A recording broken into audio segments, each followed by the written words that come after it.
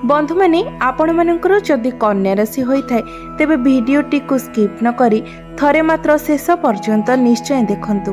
आजिर एही भिडियोटी कन्या राशि पाई बहुत गुरुत्वपूर्ण अटे, कारण कन्या राशि व्यक्ति विशेष मानकर जीवन एही विश्वकर्मा पूजा अर्थात कन्या संक्रांति ठारू संपूर्ण रूप से बदलिबाकु जाउछि। कारण ग्रह नक्षत्र मानकर चलन रे एक बहुत बड़ परिवर्तन हेबाकु जाउछि, जहाद्वारा कन्या राशि व्यक्ति विशेष मानक जीवन रे चालुथिबा समस्त दुख कष्ट एवं समस्यार अंत हेबाकु जाउछि एवं पुणी थरे आपणक जीवन को खुशी फेरिबाकु जाउछि। बुध शुक्र एवं सूर्यंकर राशि परिवर्तन हेबाकु जाउछि, जहा फलरे आपणक जीवन रे एक बड़ घटना घटिबाकु जाउछि। आपणक जीवन रे चालिथिबा समस्त दुख कष्टर अंत हेबाकु जाउछि। पुनर्बार आपणक जीवन को खुशी फेरिबाकु जाउछि।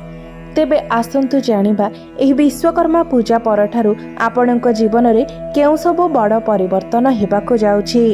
तेबे भिडियोटी रे आगकु बढ़िबा पूर्वरु जदि आपणकर कन्या राशि होइथाय तेबे भिडियोटी को लाइक करी चैनल टी को सब्सक्राइब करि देबे एवं कमेंट बॉक्स रे भक्ति एवं श्रद्धार सहित जय श्री जगन्नाथ निश्चय लिखिबे।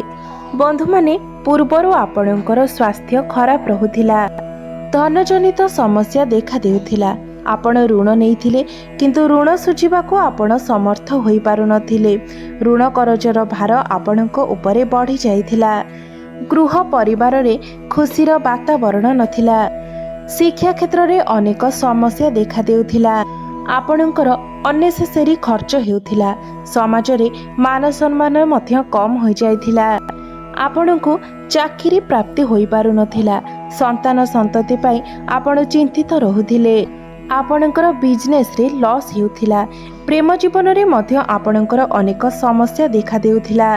तेबे एही भली जहा भी समस्या आपणक जीवन रे चालुथिला ताहा एबे एही विश्वकर्मा पूजा ठारू समाप्त हेबाकु जाउछि। आपणक जीवन रे पुणी थरे खुशी फेरिबाकु जाउछि। आपणक जीवन रे नूतन सूर्योदय हेबाकु जाउछि। बंधु माने 18 सेप्टेम्बर को शुक्रंकर राशि परिवर्तन हेबाकु जाउछि। शुक्र जे कि धनर कारक ग्रह अटंती, शुक्र को माँ लक्ष्मीकर स्वरूप बोली मध्य मान जाइथाए। शुक्र आपणकर प्रथम भावरे थिले, मात्र 18 सेप्टेम्बर को शुक्र आपणकर द्वितीय भाव को चलन करिवे, निजर स्वगृह को चलन करिवे एवं बहुत बलवान स्थिति रे मध्य रहिबे। द्वितीय भाव आपणक धनर भाव होइथाए, बाणीर भाव होइथाए, परिवार एवं कुटुंबर भाव होइथाए। तो आपणकर एही समय जहाँ भी किछि आर्थिक समस्या थिला ताहा वर्तमान दूरेई जीव। आपणको चारि दिगरु धन प्राप्ति हेबो, आपणकर बैंक बैलेंस बढ़िबो, आपणकर डेली इनकम रे मध्य ग्रोथ आसीबो, समय समय रे आपणको आकस्मिक धन मध्य लाभ हेबो, आपणकर बाणी रे मधुरता आसीबो, आपणकर बाणी द्वारा लोक माने आपणक आडको आकर्षित हेबे, आपणकर बाणी माध्यम रे अर्थ मध्य रोजगार करि परिबे। एही समय रे आपणको पारिवारिक सुख प्राप्ति हेबो, परिवारर सदस्य मानक सहित आपणकर संपर्क सुमधुर रहिबो, कुटुंब एवं पड़ोसी सहित मध्य आपणकर संपर्क भल रहिबो। आपण एही समय किछि फैमिली प्लानिंग करि पारंती एवं एही समय आपण किछि पैसा मध्य संचय करि पारिबे, आपणकर रोजगार रे वृद्धि आसीबो। बंधु माने 16 सेप्टेम्बर बा कन्या संक्रांति दिन सूर्यंकर राशि परिवर्तन हेबो। सूर्य आपणकर द्वादश भावरे थिले, मात्र वर्तमान सूर्य आपणकर प्रथम भाव को चलन करिवे एवं बुध मध्य एहा परे परे आपणकर लग्न भाव को चलन करिवे। तो आपणकर प्रथम भाव अर्थात आपणकर लग्न रे बुधा द्वितीय राजयोगर निर्माण हेबो। काल पुरुषर कुंडली रे एही जोग को अत्यंत शुभ बोली विचार करा जायथाए। समाज रे आपणको मान सम्मान प्राप्ति हेबो। एही समय रे आपणकर ज्ञान रे वृद्धि हेबो, आपणकर बुद्धि बढ़िबो। ज्ञान एवं बुद्धि बल रे आपण समस्त कार्य रे उन्नति करिवे। विशेष करी सरकारी क्षेत्र रू आपणको लाभ प्राप्ति हेबो। समाजरे आपणकर गोटिए नूतन परिचय मध्य सृष्टि हेब। आपणकु मान सम्मान पद प्रतिष्ठा प्राप्ति हेब। एही समय पितांक सहित आपणकर संपर्क भल रहिब। एही समय आपणकर कॉन्फिडेंस भल रहिब। आत्मबल वृद्धि पाइब। बुध मध्य आपणकर लग्न भावरे रहिबे, जे कि आपणकर राशिर स्वामी ग्रह अटंती।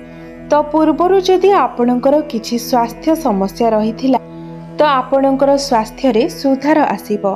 स्वास्थ्य को नेकी चिंता करिवार कोनोसी भी आवश्यकता रहिबो नाही। एही समय रे आपणको समस्त प्रकार सुखर प्राप्ति हेबो, कारण आपणकर राशिर स्वामी निजर स्वगृह रे एवं बलवान स्थिति रे रहुछंती। बुध मध्य हेउछंती आपणकर दशम भाव अर्थात आपणकर क्यारियर भावर स्वामी ग्रह एवं आपणकर क्यारियर भावर ग्रह होई आपणकर लग्न भावरे अछंती। तो एही समय आपण आपणकर क्यारियर रे बहुत अधिक ग्रोथ करिवे। क्यारियर रे आपणको बहुत सफलता प्राप्ति हेबो। चाकरी क्षेत्र रे प्रमोशन हेबार मध्य जोग बनुअछि। जो मानक पाखरे कोनोसी चाकरी बाकरी नथिला किंबा जो माने चाकरी पई प्रिपेयर करूथिले तो सेमानंकु एही समय मध्यरे नूतन चाकरी मध्य प्राप्ति होई पारे। सेथिपई आपण निजर चेष्टा जारी रखंतु, कारण चाकरी पई एही समयटी अत्यंत शुभ रहुछि एवं मंगल मध्य आपणकर क्यारियर भावरे विराजमान अछंती। आपणकर साहस पराक्रम बढ़िबो। आपणक मध्यरे ऊर्जा बढ़िबो। साहस एवं पराक्रम बल आपण प्रत्येक कार्य को सुरुखुरुरे संपादन करिपारिबे। उपर ऑफिसरंकर सपोर्ट आपणकु मिलिबो। कर्म क्षेत्र रे आपण सम्मानित मध्य हेबे। कर्म क्षेत्र रे आपणकर एक नूतन एवं अलगा परिचय मध्य सृष्टि होई पारे। एही समय आपणकर ट्रांसफर होई पारे किंबा आपण कोनोसी बड़ पद मध्य प्राप्ति करि पारंती। बंधु माने देवगुरु बृहस्पति आपणकर भाग्य भाव अर्थात आपणकर नवम भावरे अछंती एवं गुरुंकर एही समय कोनोसी राशि परिवर्तन मध्य हेबार नाही एवं गुरु एठारे बहुत बलवान स्थिति रे मध्य अछंती। बृहस्पति एठारे आपणकर भाग्य को मजबूत बनाउछंती। भाग्य आपणको संपूर्ण रूप से साथ देउछि। भाग्य बल रे आपण प्रत्येक क्षेत्र रे उत्तीर्ण हेबे। प्रत्येक क्षेत्र रे आपणकर उन्नति हेबो। आपण एही समय रे कोनोसी बड़ कार्यर आरंभ करि पारंती किंबा कोनोसी क्षेत्र रे आपण बड़ इन्वेस्टमेंट मध्य करि पारंती। एही विश्वकर्मा पूजा परे आपणको गृह रे कोनोसी शुभ मांगलिक कार्यर आयोजन होई पारे। आपण कोनोसी धार्मिक स्थान को यात्रा करि पारंती। सामाजिक कल्याण कार्य रे आपण जोग देई पारंती। शेयर मार्केट स्टॉक मार्केट एवं ट्रेडिंग रे कार्य करुथिबा व्यक्ति मानक पय एही समय अत्यंत शुभ अटे। सेमानंकु आकस्मिक धन लाभ हेबो। गुरु एठारे बसी आपणकर तृतीय एवं पंचम भाव को देखुछंती। एहा सहित आपणकर लग्न अर्थात आपणकर प्रथम भाव को मध्य देखुछंती। एही समय आपणकर ज्ञान बढ़िबो। पंचम भाव को देखिबार अर्थ हेला आपणकर शिक्षा क्षेत्र एवं प्रेम जीवन पाई एही विश्वकर्मा पूजा ठारू समय बहुत भल रहिबो, कारण पंचम भावटी होइथाय आपणकर शिक्षार भाव, आपणकर प्रेम जीवनर भाव एवं आपणकर संतानर भाव। प्रेम क्षेत्र रे पूर्वरु जदि आपणकर किछि समस्या लागि रहिथिला तो एही विश्वकर्मा पूजा ठारू से सब समाधान होई जिवो।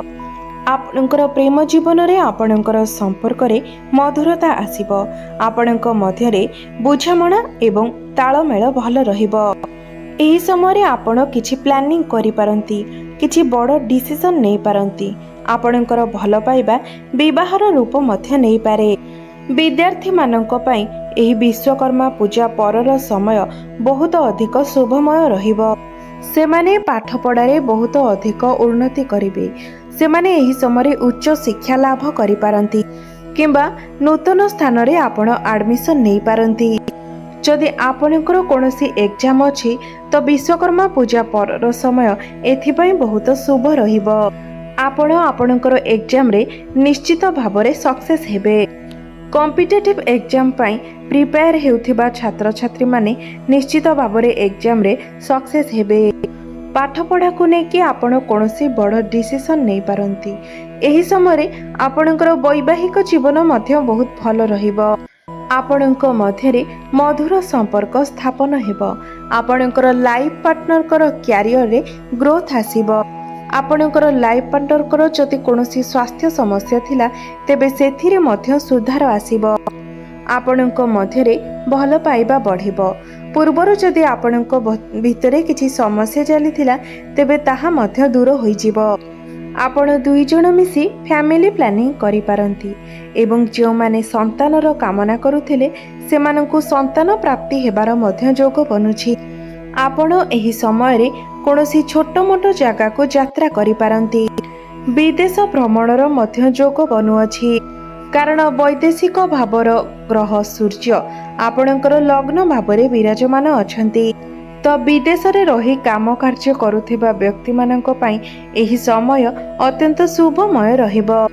इंपोर्ट एक्सपोर्ट रो कार्य करुथिबा व्यक्ति माने बहुत अधिक शुभ फल पाइबे। वैदेशिक कार्य विधिरु आपणकु निश्चित भावरे लाभ प्राप्ति हेबो। व्यापार वाणिज्य क्षेत्र रे आपण बहुत अधिक उन्नति करिवे। आपण किछि अधिक अर्थ रोजगार करि पारिबे। आपणकर रोजगार रे वृद्धि आसीबो। आपणकर डेली इनकम मध्य बढ़ी पारे। एही समय रे आपण कोनोसी नूतन व्यापार वाणिज्य मध्य आरंभ करि पारंती। तो सब दृष्टि देखा गले एही विश्वकर्मा पूजा परे आपण प्रत्येक क्षेत्र रे उन्नति करिवे। समस्त क्षेत्र रे आपणकु सफलता मिलिबो। ताहा आपणकर शिक्षा क्षेत्र रे हेउ, प्रेम जीवन रे हेउ, वैवाहिक जीवन रे हेउ, भाग्य रे हेउ, क्यारियर रे हेउ किंबा आपणकर व्यापार वाणिज्य रे हेउ, प्रत्येक क्षेत्र रे आपणकु सफलता मिलिबाकु जाउछि। तेबे अधिक शुभ फल प्राप्ति करिबा पई आपण प्रत्येक दिन भगवान श्री विष्णुकर आराधना करंतु एवं बुधवार दिन विशेष करी श्री गणेशंकर आराधना करंतु एवं श्री गणेशंकु आपण दुब अर्पण करंतु। एहा व्यतीत नाली रंगर गाई को आपण सबुज चारा खाइबाकु दियंतु एवं प्रत्येक दिन संध्या समय आपण हनुमान चालीसार पाठ करंतु। आपणकु शुभत्व प्राप्ति हेबो। समस्त अशुभत्व गुड़िक आपणकर खंडन होइजिबो एवं आपणकर भाग्य रे उन्नति मध्य आसीबो। तो बंधु माने आपणकर जीवन मंगलमय हेउ एहा ही ईश्वरंक निकटरे मोर प्रार्थना। धन्यवाद।